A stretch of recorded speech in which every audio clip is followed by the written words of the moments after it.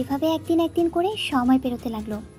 সারাটা দিন দুশ্চিন্তা আর বিবেকবোধ অধীরকে কুড়ে কুড়ে খাচ্ছে।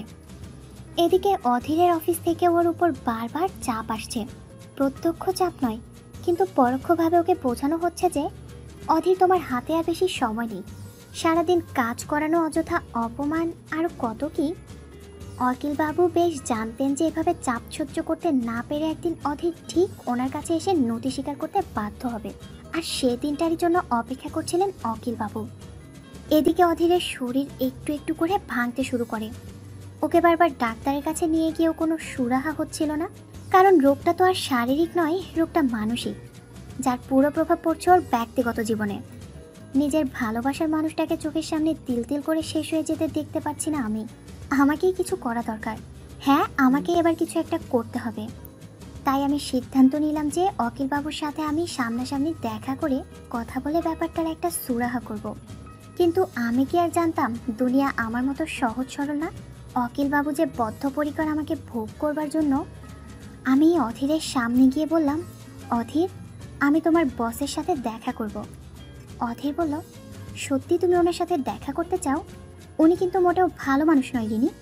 আমি বললাম, দেখো, সে যাই হোক, চোখের সামনে তোমার শরীরে এই অবস্থা আমি আর দেখতে পারছি না। তাই আমি ঠিক করেছি অখিলবাবুর সাথে দেখা করে কথা বলে সব মিটপাট করে আসবো। তুমি কিছু চিন্তা করো না। আমার কথাগুলো অধীরের বুকে সাহস এনে দিল। ও বলল, ঠিক আছে, আমিও যাব তোমার সাথে। আমি বললাম, তোমার যাবার দরকার নেই সোনা, মেয়ে মানুষ সব কিছু ম্যানেজ করতে পারে, তুমি আমার উপর ছেড়ে দাও। আমি মুখের কথাতেই ওনাকে ঠিক ম্যানেজ করে আসব। ও বলল, ঠিক আছে বাবু, সাবধানে যাবে, আর যা করবে ভেবে চিন্তে করবে। উনি কিন্তু খুব মত মেজাজি মানুষ। তুমি চিন্তা করো না, সব ঠিক হয়ে যাবে, আবার সব আগের মতন হয়ে যাবে। এই বলে অধীরকে চুমু খেয়ে আমি তৈরি হতে চলে গেলাম। তার আগে স্নান সেরে আমি যখন তোয়ালেতে ঢাকা দিয়ে বাথরুম থেকে বেরোলাম, তখন ভেজা চুলে আমাকে কোনো এক পরমা সুন্দরী অপ্সরার মতো লাগছিল। আমার দেহের বর্ণনা তো আগেই দিয়েছি, যেন বিশ্বের শ্রেষ্ঠ শিল্পীর তৈরি সেরা ভাস্কর্য আমি। স্নানের সময়টা জুড়ে আমার মন দ্বিধায় বিভক্ত ছিল। আমি একবার ভাবছি আমি যা করতে চলেছি তা কি ঠিক হচ্ছে, কোনো ঝামেলায় পড়বো না তো আবার। কিন্তু পরক্ষণে আবার মনে হচ্ছে আমি যা করছি আমার স্বামী আর পরিবারের জন্যই তো করছি। হ্যাঁ, অখিলবাবুর বাড়িতে একাকী যাওয়াটা হয়তো কিছুটা রিস্কি, কিন্তু ওনাকে রূপের নেশায় ভুলিয়ে মৌখিকভাবে যদি আমি কার্যোদ্ধার করতে পারি, তাহলে তার থেকে ভালো তো আর কিছু হতে পারে না। আমি আজ নিজেকে সত্যি অপরূপা করে সাজাবো। নীল রঙের শাড়ির সাথে কালো স্লিভলেস ব্লাউজ পরেছি, কপালে ছোট্ট কালো টিপ, ঠোঁটে গাঢ় লিপস্টিক, সারা শরীরে পারফিউম মাখায় শরীর থেকে এক ধরনের তীব্র মোহনীয় সুগন্ধ বেরোচ্ছে। বাসা থেকে বেরোতে গিয়ে শ্রাবন্তীর সাথে দেখা হলো আমার। শ্রাবন্তী আমাকে বলল, আরে বৌদি, এত সেজে গুজে কোথায় যাও? আমি বললাম, তেমন কোথাও না, অধীরের বস অখিলবাবুর বাসায় যাচ্ছি। ওনার স্ত্রীর কিছু কেনাকাটা আছে, আমাকে সঙ্গে নিয়ে বেরোতে চান, তাই উনি ডেকেছেন। ও বলল, তোমার আবার ওই মহিলার সাথে ভাব হলো কবে? তাই স্ত্রী রেখেছেন নাকি স্বয়ং অখিলবাবু? টন্ট করে বলল শ্রাবন্তী। কিছু চলছে নাকি তোমাদের? বলে ভ্রু নাচায় শ্রাবন্তী। আমি ন্যাকামো করে বললাম, সব সময় বাজে বকিস না তো শ্রাবন্তী, ওনার সাথে আমার আবার কি? হুট করেই রেগে যায় আমি। শ্রাবন্তী মনে মনে ভাবলো, না, আমি তো বৌদির সাথে কত দুষ্টুমি করি, কিন্তু ও তো আমার সাথে কখনো রাগ কিংবা খারাপ আচরণ করে না। ভাইয়া অধীরকেও এক সপ্তাহ ধরে ঠিক আগের মতো প্রাণবন্ত লাগে না আমার। কি সমস্যা হলো ওদের? আমাকে তো কেউ কিছু বলেও না। শ্রাবন্তী বলল, আচ্ছা বাবা, সরি, কিন্তু তোমাকে খুব সুন্দর লাগছে, একটা ছবি তো নিতে দাও তোমার। আমি বললাম, আমিও সরি রে, হুট করে রেগে গেছি, নে ছবি তোল। আমি সুন্দর করে পোজ দিলাম। শ্রাবন্তী ওর আইফোনের টপাটপ বেশ কয়েকটা ছবি তুলে নিল। ও বলল, ফিরবে কখন বৌদি? আমি বললাম, এই তো ঘন্টা দুয়েক পরেই চলে আসবো, থাক, বলেই আমি বেরিয়ে পড়লাম। শ্রাবন্তী আমাকে নিয়ে তমালকে মাঝে মধ্যেই টন্ট করে, বৌদির প্রতি বয়ফ্রেন্ডের কোনো চাহিদা আছে কিনা তা বুঝবার জন্য। যদিও তমাল প্রতিবারই ব্যাকফুটে খেলে এড়িয়ে যায়, শ্রাবন্তীর চালে ধরা দেয় না। শ্রাবন্তীর সদ্য তোলা আমার দুটো ছবি তমালকে হোয়াটসঅ্যাপ করে। তমাল তখন শুয়ে শুয়ে বড়দের ভিডিও দেখছিল। মেসেজের নোটিফিকেশন আসতেই ভিডিওটা পজ করে মেসেজে ঢোকে, ওয়াও, কি সুন্দরী আর হটই শ্রাবন্তীর বৌদি। নিজের অজান্তেই মুখটা হা হয়ে যায় তমালের। ও উফ, একেবারে অ্যাটম বোমা। সুধা যেন চুইয়ে পড়ছে শরীর থেকে।